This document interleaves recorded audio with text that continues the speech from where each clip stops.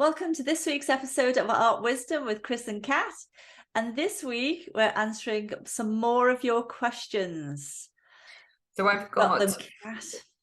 Yeah, I've got 4 questions. So we've got the first question, and I didn't take the names down, so I'm sorry to all the people that wrote them in. I didn't write down your names. So the first one is how to be motivated, especially when you're tired. Who can relate? Oh my gosh. Number 2 is how can you be creative when you're not in the mood? Again, Yeah. being there. Number 3, how do you make time to make art? Again, busyness is just so, like, everyone feels it. And number 4, which I added in here, which is how do you stay consistent with it over years? That's a lot, but I feel like these all go together. So let's start at the beginning. How to be motivated, especially when you're tired. I'd say sometimes as well, if you're tired, maybe if you don't have a deadline for something, maybe it's time to rest, so have a look at how urgent it is that you need to keep going. If you need to keep going, then you've got a deadline. Yeah. Then you just have to keep going, don't you? You just have to keep going. But sometimes maybe it's the thing that do you actually need it? Do you need time out now? Because I think sometimes we push ourselves needlessly and, we don't need to do it at that time. Yeah. And also I'd sort of look at, what you check in with what you feel like doing, because there's always jobs that even though you're tired, you can go, I can actually just do this. Yeah. And I feel okay about doing that, because it's really hard when you're tired and you had enough to be creative. And 100%. Yeah. But this is like a skill that you have to learn to push through that, because otherwise you're just doing it when the whim takes you, and you're not going to get where you want to go if you do that.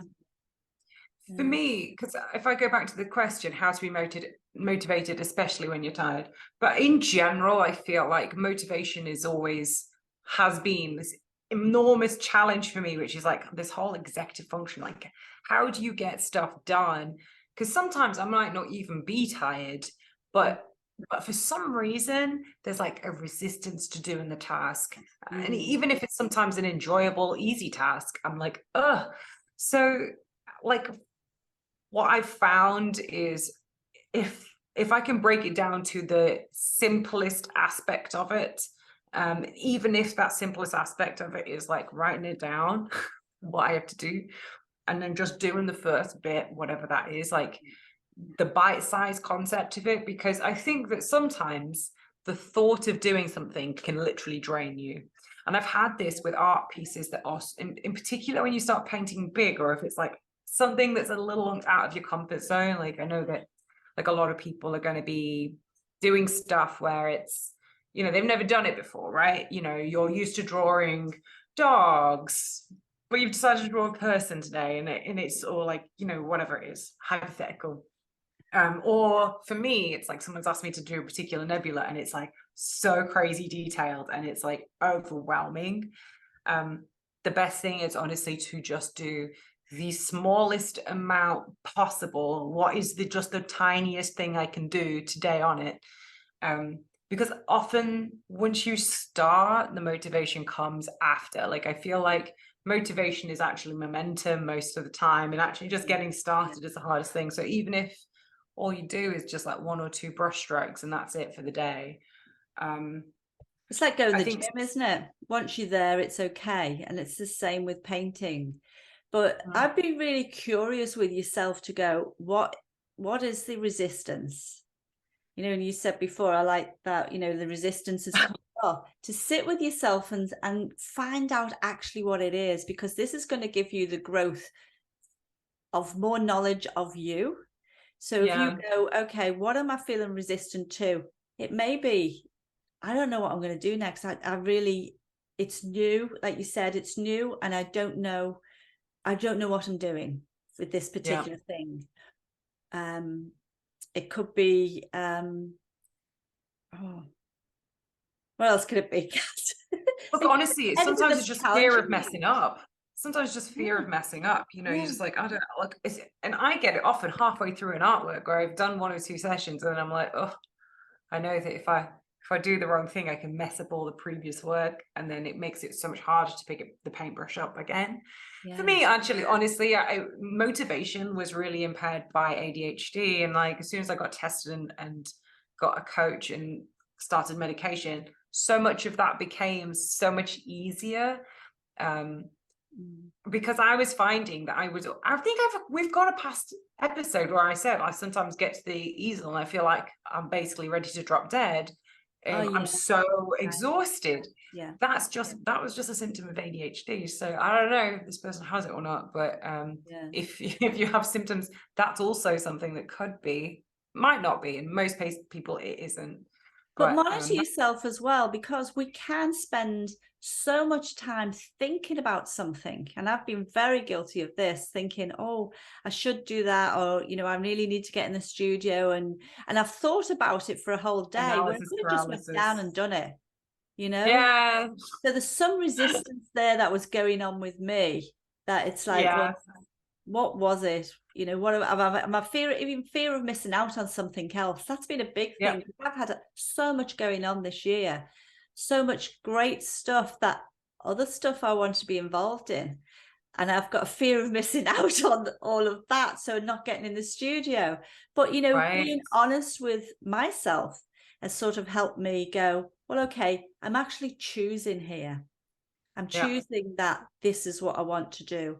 I'm not, you know, I'm going to say making excuses, because you don't even make excuses. You just don't get to the studio, and you just don't know why. You just feel bad about it that you haven't been.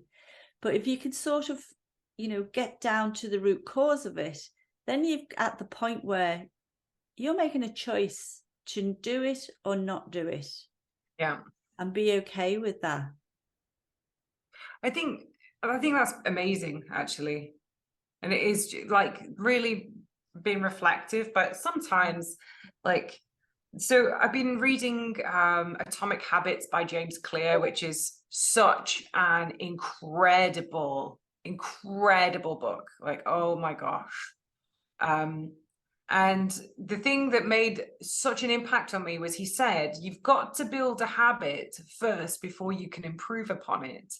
And what he was basically saying is, don't make it complicated. Make it as easy as possible. Remove resistance. So if the problem is, right, every time you've got to paint, that you've got to set up your whole studio, you've got to clean all your brushes, and because you didn't do it last time, and then all of a sudden you've got all this work ahead of you before you even lay the first brush stroke down, it's very hard to create the habit. So set the habit, set your environment up for success, which is, and sometimes for me, it's just making it visible. It's just that I just get lost in all the other things, because who has a shortage of stuff to do? No one. Everyone's got everything to do all the time. And unless it's front and center. So like, you know, the idea of my favorite trick, which is put that shit in front of the door, right? Which is, you know, leave the paintbrushes in your way, you know, put the jar on the coffee table if you're prone to watching TV, or, you know, put the painting stuff out so that you have to work around it. So that it's there to remind you, firstly. Secondly, is just to have your environment set up. And sometimes if you're too tired and all you can do is just set up for the next day, that's a great step forward. If you make sure your paintbrushes are laid out and cleaned, and your easel is set up, and you've set up the lights, and just do it in baby steps, and just make sure that that's the starting point. But the point is that you have to have the habit there before you can improve upon it. So it's a case of just whatever the habit is. I think the idea of like going to bed in your running clothes so that you get up in the morning and go for a run, it's a similar sort of thing. Just the habit of putting your running clothes on might be the start. But you might not go running initially. You might take you a bit to get the actual run in there, but at least you've got the clothes on, you know? Yeah. I think the messy studio for me is a real deterrent.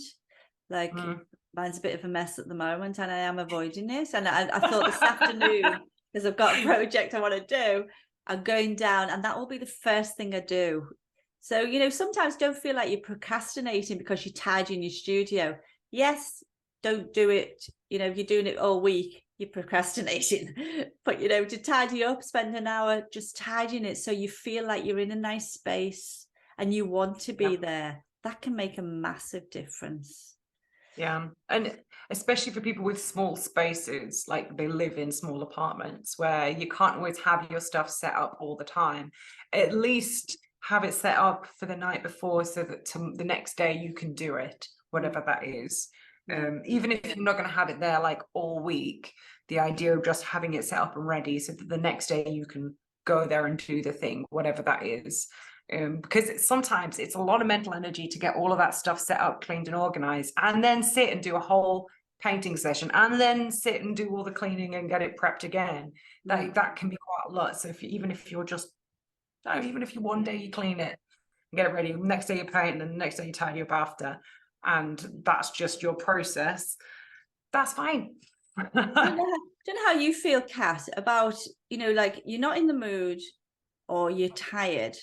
But then if you've got a project that needs to go out, for me, it's like I have no choice. I have to get on and I have to just show up and do it. It's like, you know, you go to the office and, you know, I'm sure the many times previous roles that we all had, you didn't want to go, but you didn't have that luxury of going, no. Well, I'm a bit tired. I'm not in the mood, you know. So maybe it might even be to do with, do you have a project that has a deadline?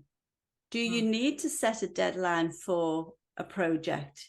Even if it's just for yourself, go, this has to be finished by Friday to get yourself motivated. That doesn't work for me. Well, it does. The deadline works, but only if it's someone else. If I set it, I break it. I get that. I totally get that, because we let ourselves. I need someone else to. Yeah, it's funny. Yeah.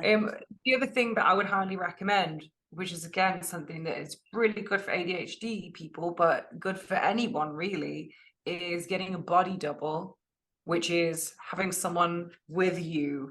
They're not necessarily watching what you do per se, but if you are prone to getting distracted, if you have someone else in the room, you're less likely to go and organize your sock drawer, or go off and, you know, do something else and forget about whatever it is. And in particular, if you both have the agreement of, well, I'm going to do this and I'm going to do this, and then you both sit in the room, like you don't have to do the same thing. But that can be so helpful. So helpful. You find that really helpful, don't you? That's not something I would like. Yes. But it's like it is, it's finding exactly what resonates with you. Resonates with you. To do this. And that similar thing is like an accountability partner.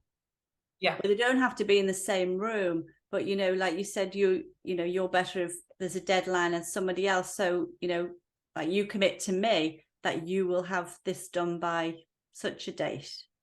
Or even I've done it where I've just had some AirPods in and I've been on the phone chit-chatting to my friend whilst doing the painting. That really helps. Or even sometimes if I can't get like listening to an audiobook that is like really engaging and I'm only allowed to listen to it while I'm painting. That's that's a great one. Because I love, or a comedy show. Yeah, well, similar thing. I love Dragon's Den, the English Dragon's Den. I love it, but the only time I'll put it on is if I'm painting, because I could just listen to it. I don't need to watch it or anything like that. Yeah.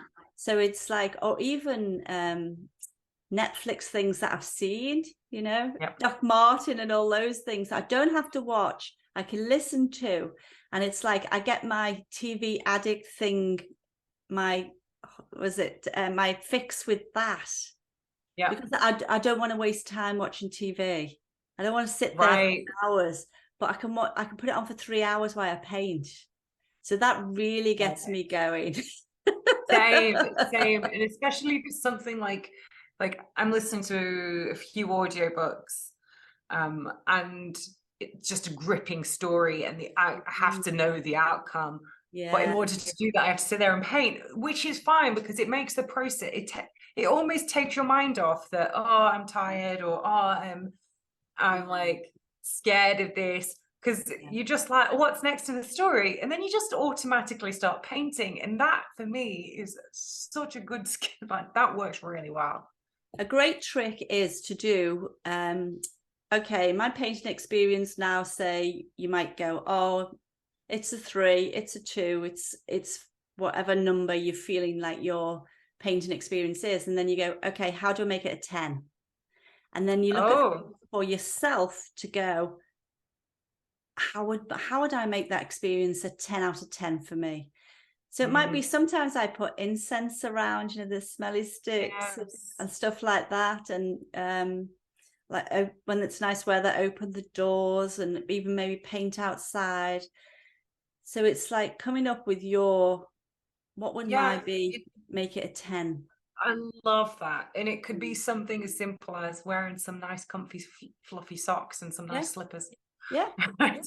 Or, you know, it's like, I just happen to be, like the incense or the candles or whatever it is. It doesn't have to be expensive, and it doesn't have to mean that you need a gigantic, enormous house to do it.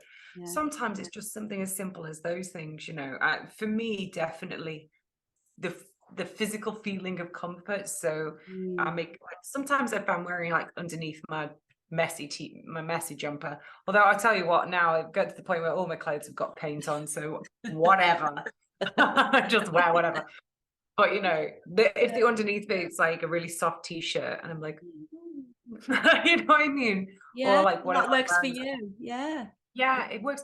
Or like, get yourself a nice hot drink or a cold drink, or if you do want to have a glass of bubbles, whatever, you know, make the moment fabulous in your own way, and that makes it feel luxurious. I would love to have a painting experience with some chocolates and some roses, like some strawberries, champagne. You can't do that every day. You end up in the right state. Just get a bit squirrely by the end. It's probably a big thing is music for a lot of people. But if you make it a rule where you're not allowed to do that, like I'm not allowed to binge TV, I'm not allowed to binge Netflix unless I paint, or, you know, I'm doing something that, you know, that way. And then I'm quite happy with 3 hours pottering away. That's, you know, honestly so fascinating. I can't. Yeah, well, that makes perfect sense. It's such a good idea, to be honest. Such a good idea. It's you know, it's all those you know, associate it with treats for yourself. Oh my God, I love that. So, and the other thing is the idea of, especially when you're tired, and I was just talking to Chris about this earlier, but it's like, I've started my New Year's resolution, and it's to not sleep in the same room as my phone. So my phone is in a different room, and my sleep has improved so much, because what always happens is if I wake up in the night to go to the bathroom or whatever, because, you know, sometimes a bit too cold or a bit too hot or whatever wakes you up, a noise or a bump. And then you look at your phone and to try and find out what time it is, because that's the first thing everyone does, really. It's like, oh, I wonder what time it is. Should I go back to bed, or do I get up? Whatever. And then you go, oh, there's a notification. And then before you know it, half an hour maybe has gone, and your brain is now so fuzzed, it's so hard to get back to bed. And then you end up losing not just the time you're on your phone, but all that extra time to sleep. I have on average gained an extra hour and a half a night. And I feel so much better. I was an absolute wreck before, because I was just exhausted. I couldn't really sleep. Because I couldn't sleep, I was on my phone. And then perpetual thing. So if anyone is feeling really tired and you sleep next to your phone, get yourself an alarm, so you can obviously get on time if that's what you need, but get the phone out of your room, or your iPad, or whatever it is. That makes such a big difference. And, you know, painting, you should be painting things that you love and inspire you as well. So, you know, when you're turning up to your canvas, you want to be turning up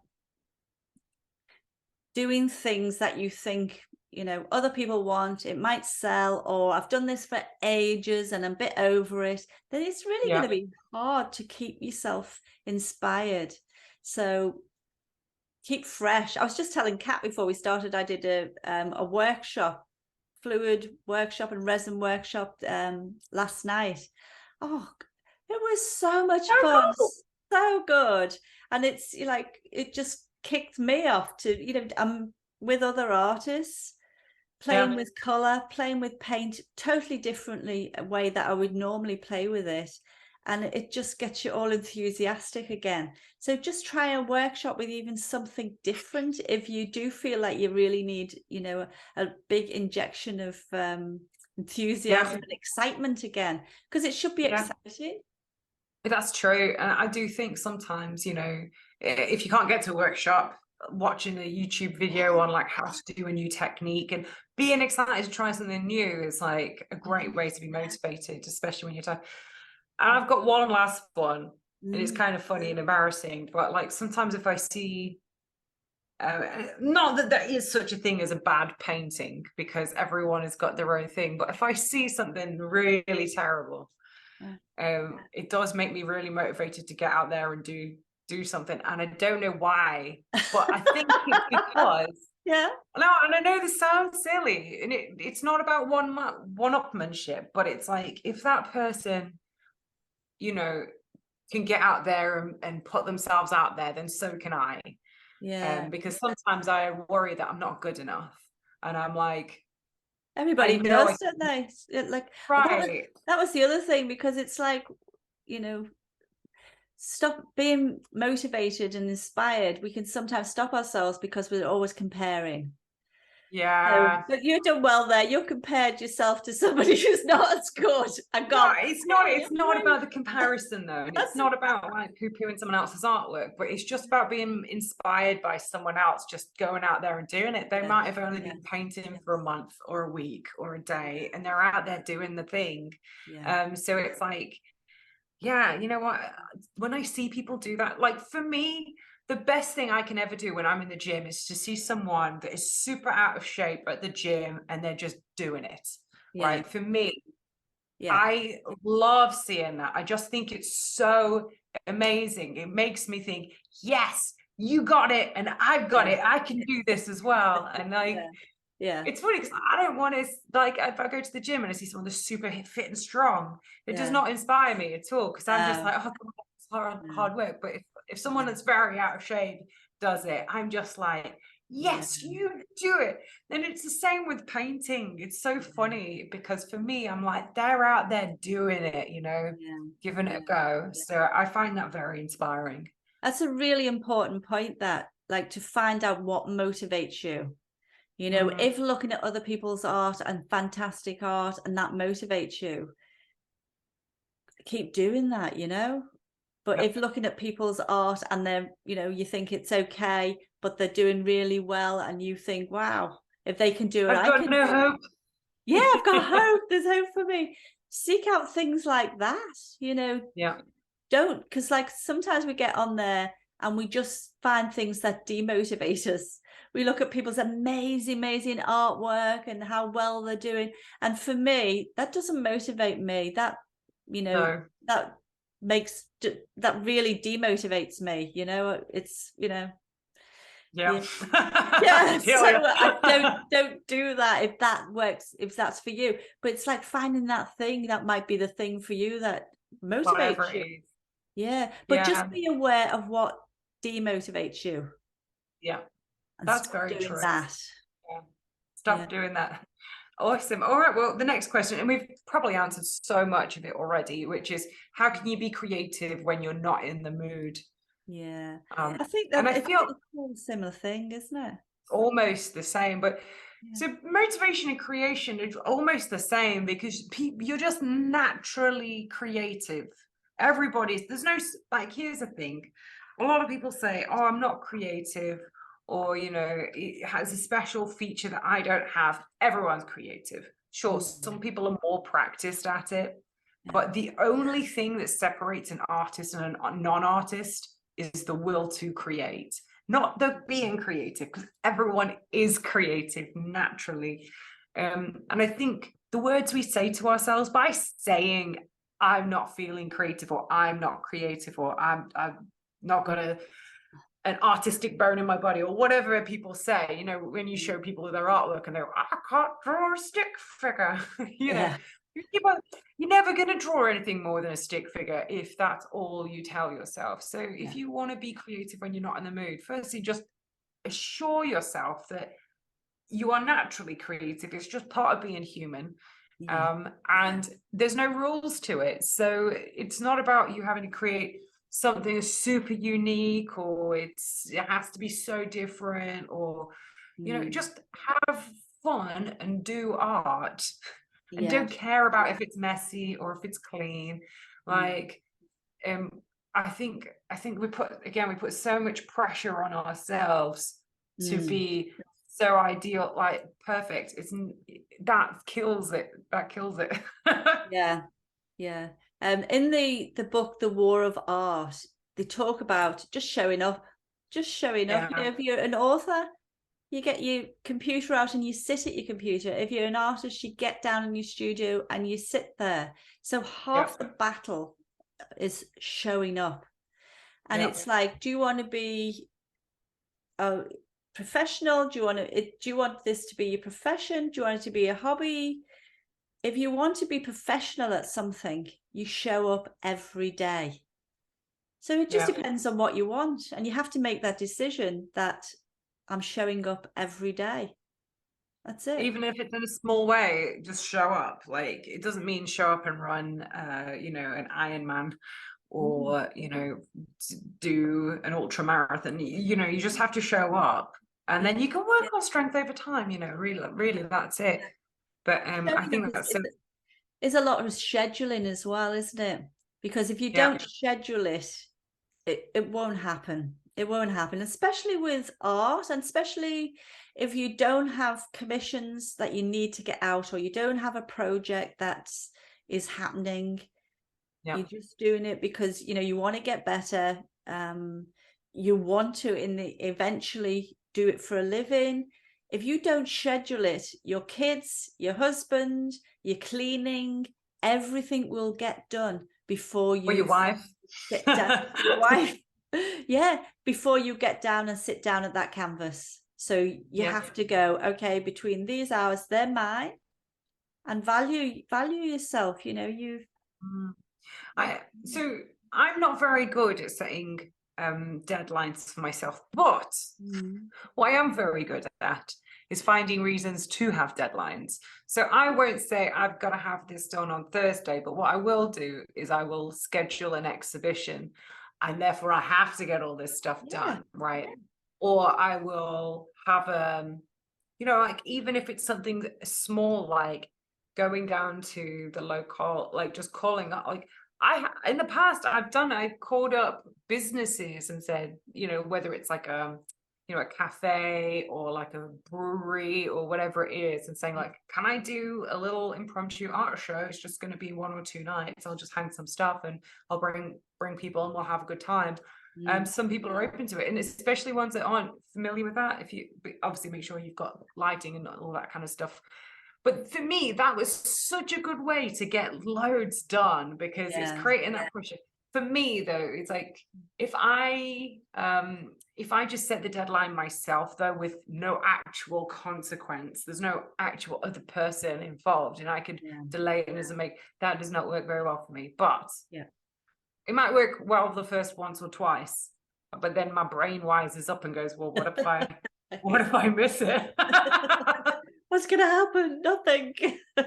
Right. Yeah, but you need bigger consequences to do with that, though.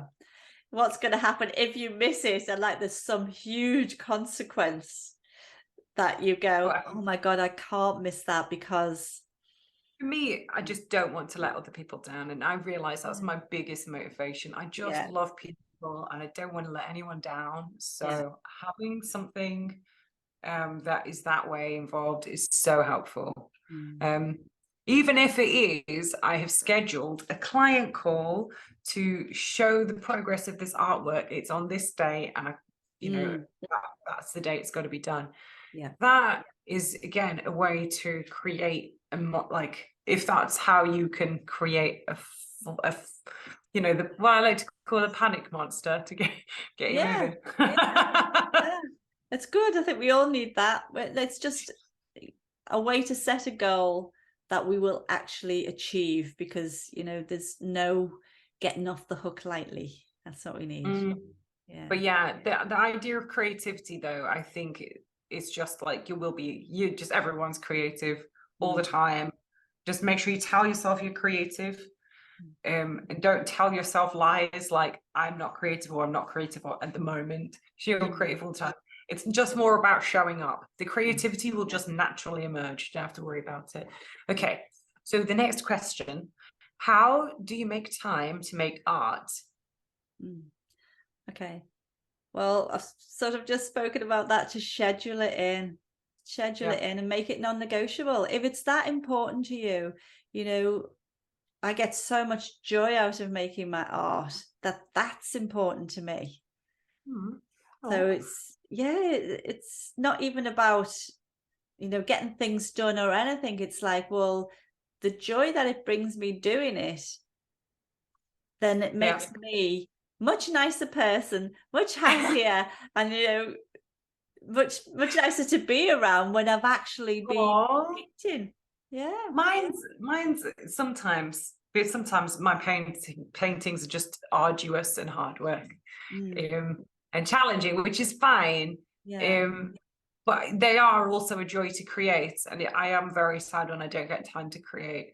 But you said something really important, which was, is it important to you?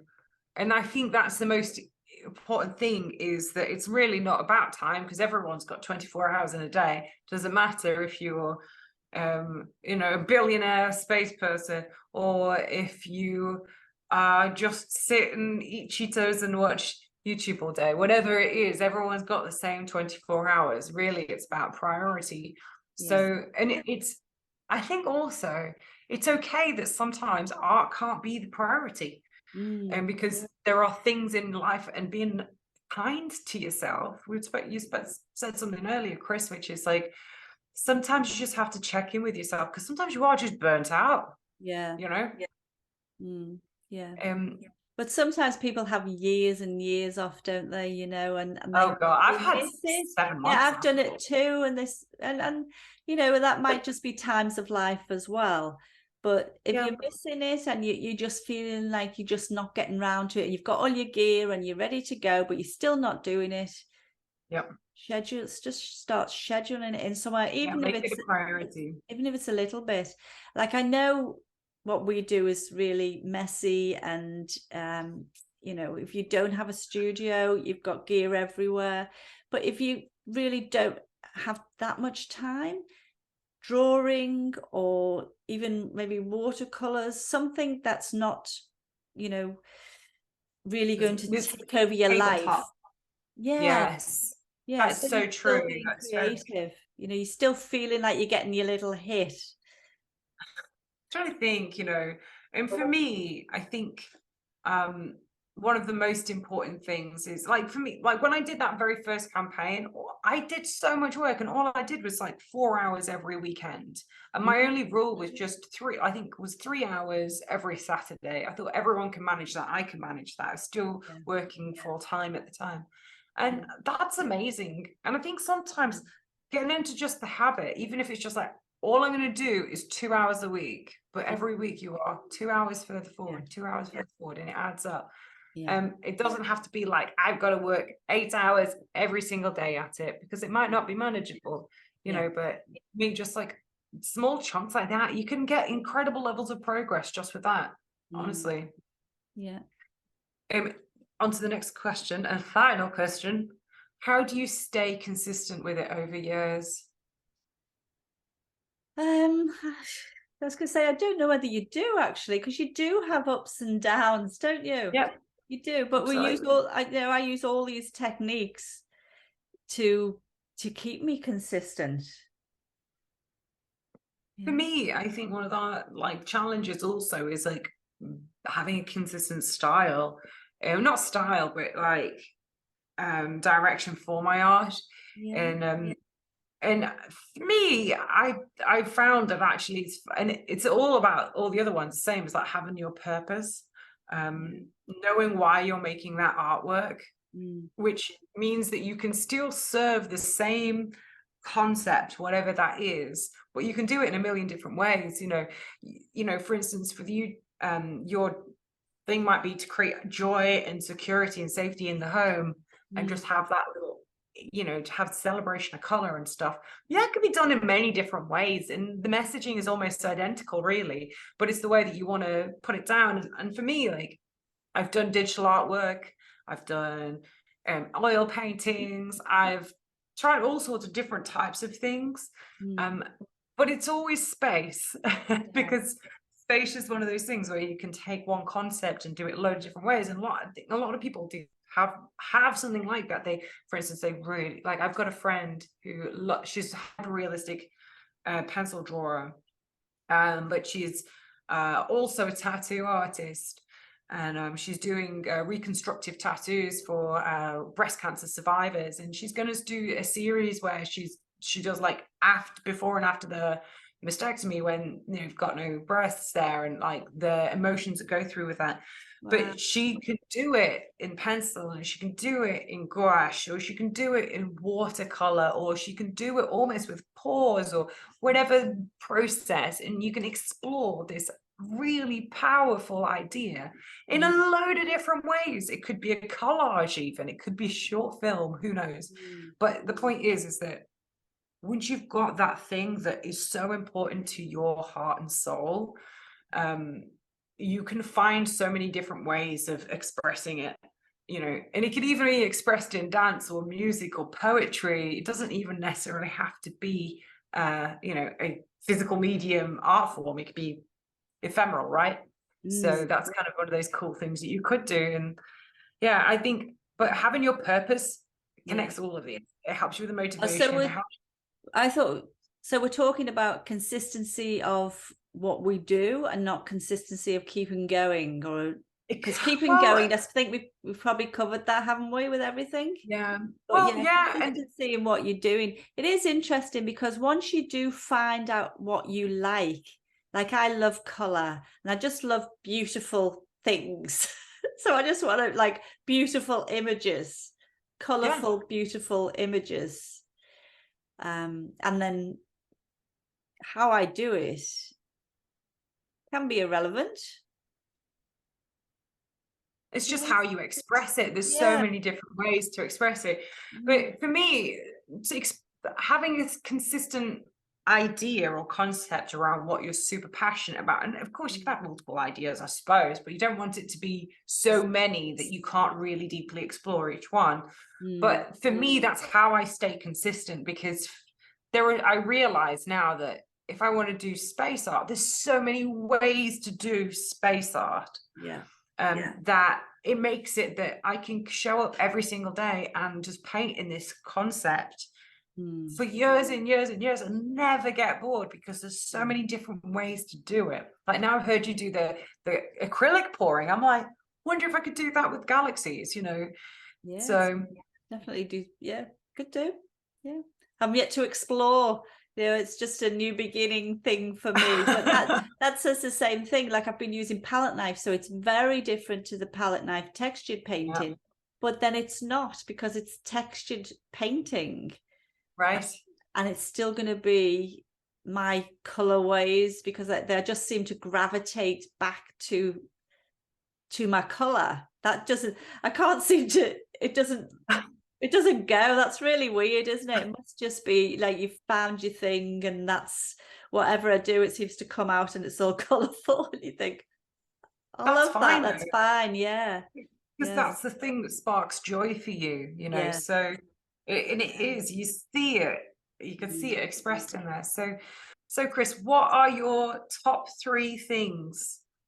Number 1, we didn't really cover this, but this is something so important: create without an agenda. Ooh. So sometimes, most of the time, if you've got something you want to do, there's an agenda behind it, and I'm speaking for everybody here, but me, most of the time you're thinking, you put it on social media, you'll make it into a painting, it's got to be good. And so it's like, just create without an agenda for anything and see what happens, if you're. Or if you can choose an agenda, make the agenda to have fun and maybe learn something. Yeah. Just do it for the joy of doing it, because that's why we started out doing painting, just for the joy of doing it. So if we are feeling like, oh, everything is a bit worky, we're unmotivated and that, just create without an agenda for a bit and see what comes up. Number 2, maybe an accountability partner, if that works for you. Set maybe a really risky downside. If you don't do it, you just needed a bigger downside. Yeah. I'll say you can't live with Ian for a week if you don't do this. Oh my god. Oh my god, I would definitely get everything done. Oh my gosh. Yeah. So accountability partner might work, and it might be fun doing things together with another person as well, because art's so isolated at times. They don't even, they could be sitting in the corner reading a book, or it could just be someone on the telephone to have a chat with. Like, it doesn't have to. Or even you just say, okay, by this time next week, I plan to have this and this done, and check in with them. They don't need to look over your shoulder if that doesn't work for you. It's just that, by next week, you've promised this person that you will have this done. Yes. And number 3, make sure you paint something that inspires you. Because I think that makes such a difference, that you're doing something that you feel you're so excited to see how it's going to turn out. Yeah. Yeah, or the end result. You can see, because like most of us can see the end result that we want. And then it's really exciting when you start seeing it actually come together on the canvas. We finished artworks that are really great, and you look at them thinking, oh my God, that's so good. That's so good. Did that? Yeah. Yeah, I did that. I love that. So it's like really fun, because then I think you'll always be motivated if you're painting something that's inspiring, that maybe, you go, I want this hanging in my house. This is what I want to surround myself with. And then, that will make, I think, everything easier, even all your socials and your sharing, because you're so enthusiastic about what you've created. I love that. That is amazing. And it's actually my number one, kind of. Yeah. My number one is to find your purpose. Yeah. The reason for you creating art, it could be for the sheer joy of making the creative mess, whatever that is. It could be because you got a message or a meaning or something that just won't let go of you, and it's relentless. The thing that you just are so into. And at first, you might not be like I wasn't super into space until I started, but the more I explored into it, the more I fell in love with it. So don't feel like it's going to be an avalanche immediately, but just keep on going with that. But find the thing that sets your soul on fire, whatever that is. My number 2 is 3 hours on a weekend. That's all it takes. Like, you don't have to be beating yourself over a stick saying, I've got to do 40 hours a day. There's obviously not 40 hours in a day, but do you know what I mean? I think a lot of people are a bit like that. Yeah. 3 hours on a weekend consistently, that's all it takes. You don't need to kill yourself over things. But if you're starting and you're just trying to get into the habit, that's a perfect way to start. And by doing that and asserting, I will have 3 hours done on a weekend, you can schedule it in, or you can plan to watch your favorite shows as you're doing it. But just as long as you get those 3 hours in, you're all good. And number 3 is get some good sleep. Remove your phone from your bedroom. Get yourself an alarm clock instead of using your phone. And I can't even express how better I feel. And also, I would say that it's not just like the waking up in the middle of the night that having a phone next to you is terrible for, but it's like going to bed. We all do that. We sit on phones and we go through things, as you do. instead, like I started to sit with a book and read, and I just read until I start to do the old nods, and I realize I've read the same sentence 4 times, and then I put my book down and I go to sleep so much quicker. But your brain isn't used to being like, all right, off. It doesn't work like that. You sort of have to let it gently calm down. And your phone is not the device for it. It has to be something that's maybe a tactile book or something that's more relaxing. You know, if you're a lot of people have to listen to like a TV or something in order to fall asleep, whatever it is, but just as long as it's not your phone where you're having to engage and physically interact with it. And the worst thing is like things like short form video where it's like 15-second after 8-second after video after 10-second video, and it's like bam, bam, bam, bam. Get some good sleep, trying to feel and get stuff done and be motivated and get on top of it and be creative and like getting in there and showing up for your family or your work, and then getting the energy to do, you know, artwork is so much harder when you are tired. And if all you can do is just improve your sleep, even if it's just by 15 minutes a night, it's going to make a huge difference over the long run. So that is my number 3. Anything else you want to add, Chris, before we go? I would just like people to let us know, to watch this and then go, okay, what would be it for me? What would be my things that really motivate me and excite me to get in the studio and start painting when I'm not in the mood and not tired? Love Let us know. Love that. It's okay us talking all about this, but you have to find out what works for you. So take some time to think about that and start doing the action. Yeah, because that's the truth, because like everybody is motivated by different things. You know, not everyone has the same things that make them motivated. Everyone's different. So, you know, one person's, I don't know what there's a saying, it's like one person's meal is another person's poison. It's kind of like that with motivation as well sometimes. But there are some things that go across the board. But yeah, very good. Good. All right. Well, everybody ask us in the comments if you have questions that you want us to ask, because I am loving what we're doing here, Chris. I think it's amazing. Answering your questions is phenomenal. So, and as always, all the social links are down in the description below. Make sure you give us a follow so you can catch the future episodes. And until next time, keep on creating.